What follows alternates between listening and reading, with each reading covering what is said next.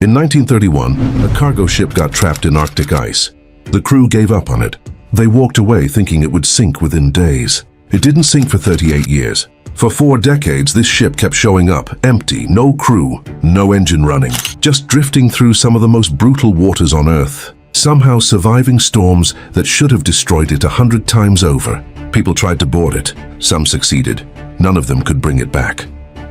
By the end of this video, you'll know why every attempt to capture this ship failed, what happened to the men who got trapped on it during a blizzard, and why a search team went looking for it in 2006, 75 years after it was abandoned. This is the story of the SS Baychimo. The Baychimo wasn't built to be a ghost story. It started out as a completely ordinary cargo steamer. Built in Sweden in 1914, after World War I, Britain got it as part of war reparations. And in 1921, the Hudson's Bay Company bought it to run supply routes through the Canadian Arctic. Its job was simple: deliver food, fuel, and equipment to fur trading posts, then bring furs back. It did this job fine for a decade. Nothing unusual about it. Then in October 1931, the Baychimo got stuck in pack ice near Alaska. This wasn't rare for ships working the Arctic. Crews expected it. The captain and his men built a shelter on the ice nearby using tarps and supplies, planning to wait out the winter and free the ship once conditions improved. On November 24th, a blizzard hit. When it cleared, the ship was gone.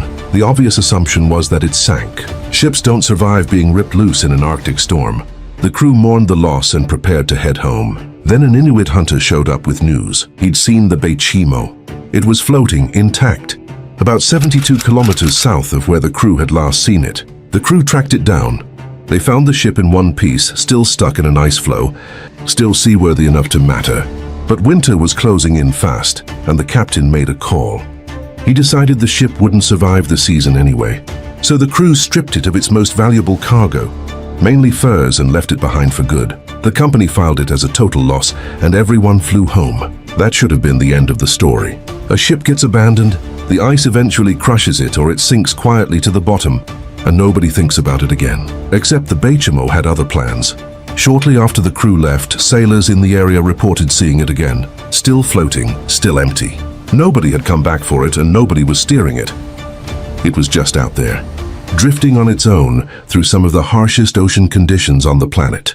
Nobody knew it yet, but this was only the beginning of a story that would stretch on for the next 38 years. Once word got out that the Baychimo was still afloat, sightings started piling up. And these weren't rumors from unreliable sources. Ship captains, hunters, and local Arctic communities kept spotting the same vessel year after year, drifting hundreds of kilometers from wherever it was last seen. In March 1933, a group of local Alaskan travelers boarded the ship, planning to take shelter or salvage what they could. A storm rolled in while they were aboard, and they ended up trapped on the Baychimo for 10 days. When the weather finally cleared, they found themselves 250 kilometers away from where they'd first climbed on. The ship had carried them that entire distance on its own, through ice, through storms, with nobody at the helm. Think about that for a second. A vessel with no crew, no power, no navigation, somehow held together and kept moving through conditions that regularly destroyed properly manned ships. The following year, another sighting came in near Alaska's coast. Then another.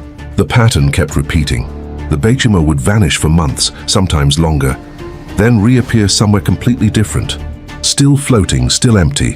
In 1939, Captain Hugh Poulsen led an expedition specifically to salvage the ship. This wasn't a chance encounter. People were actively hunting for the Baychimo at this point, aware of what it had become. Poulsen's team managed to board it, but the ice floes started closing in again, and he had to abandon the effort and leave the ship exactly where he found it. This turned out to be the last confirmed boarding in the ship's entire history.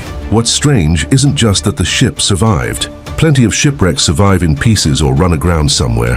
What's strange is that it kept moving, kept surfacing in new locations, and kept avoiding every single attempt made to bring it back under control. No engine, no steering, no crew, just ice, current, and whatever was keeping this thing together. By this point, the Baychimo had earned a nickname among Arctic sailors. They called it the ghost ship, not because anyone believed in actual ghosts, but because it behaved like something that refused to die on schedule.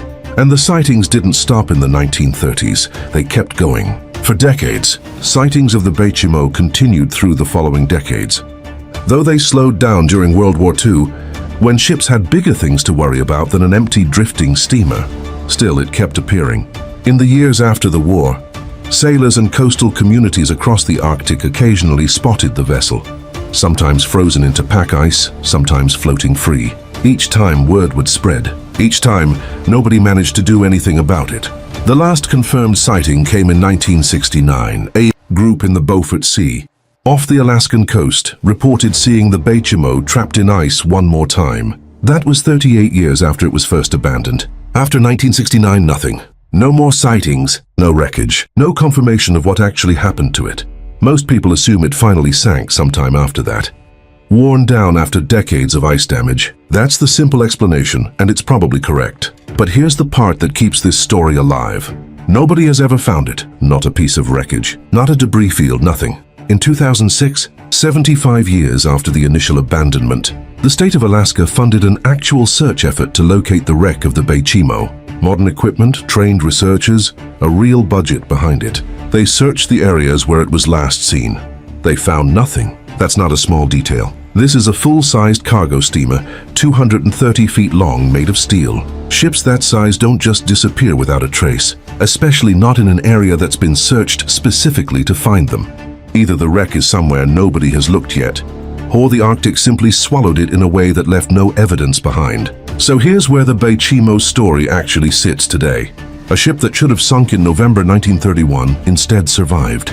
Unmanned for almost 4 decades, defeating every attempt to capture, salvage, or even simply confirm what happened to it. And even now, with modern search technology, nobody has closed the case.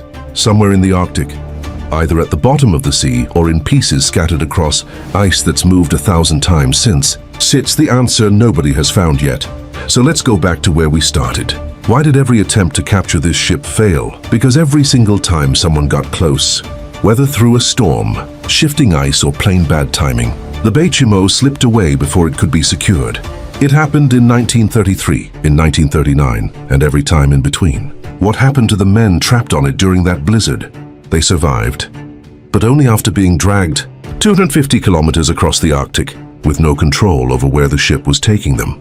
And why did a search team go looking for it in 2006? Because even 3/4 of a century later, this is still an open question. Nobody has found the wreck. Nobody can say for certain where the Baychimo ended up.